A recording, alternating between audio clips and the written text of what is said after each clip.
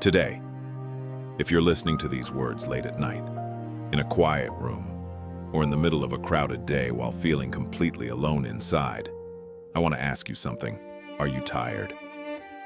Tired of pretending to be strong? Tired of saying, "I'm fine," when everything inside you feels like it's falling apart?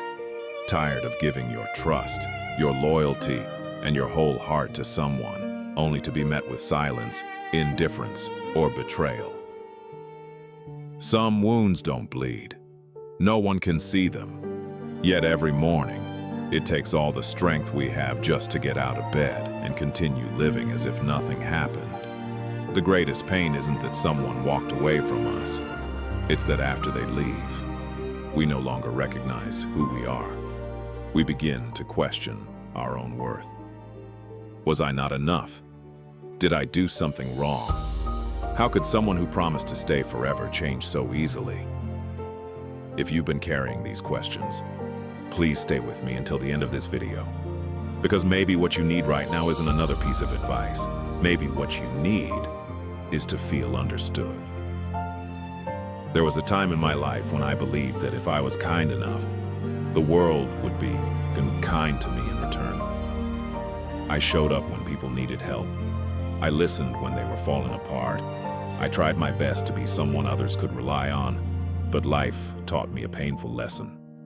Not everyone who receives kindness knows how to value it.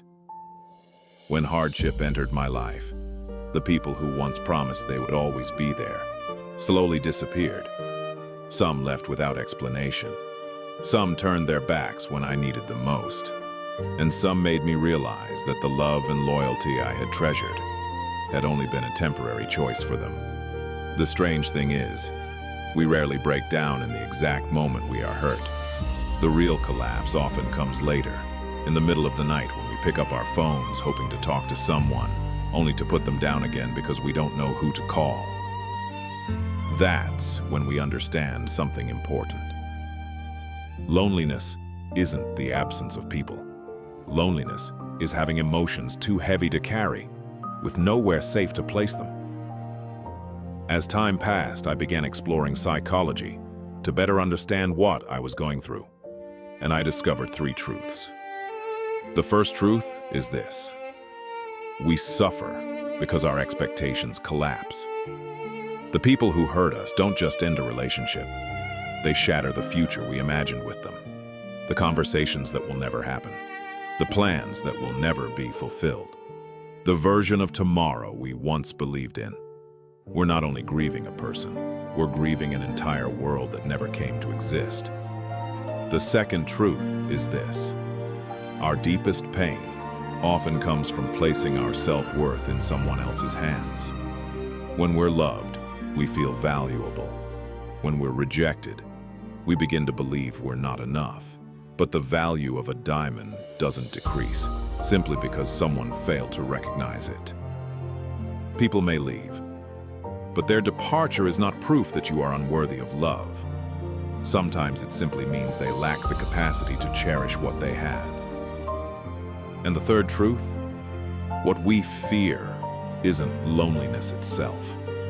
What we truly fear is being alone with ourselves, because when the distractions fade away, when the messages stop coming, when there is no noise left to drown out our thoughts, we are forced to face the wounds we've spent years trying to avoid.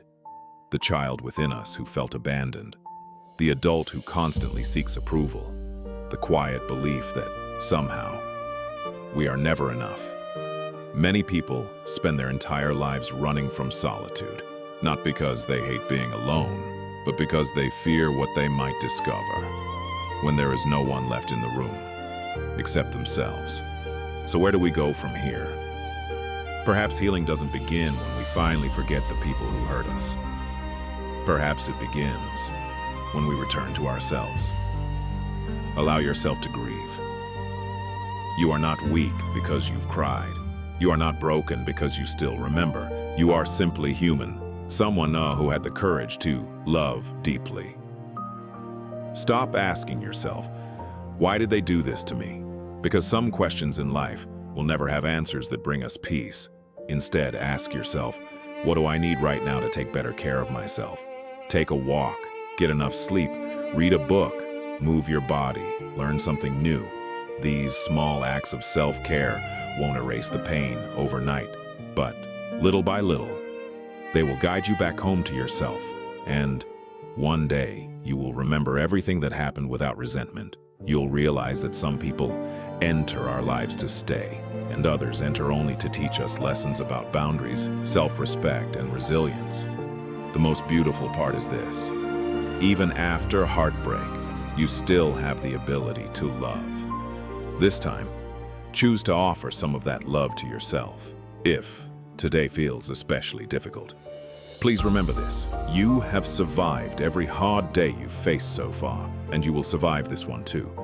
Be patient with yourself. Flowers don't bloom overnight, neither does healing. If this video resonated with you, leave a small dot in the comments. You don't have to share your story if you're not ready. Just a single dot to remind someone else who's struggling that they are not alone. Thank you for staying with me until the end. I hope you find the strength to keep going, the gentleness to be kind to yourself, and the courage to begin again. Until we meet again, take care of your heart.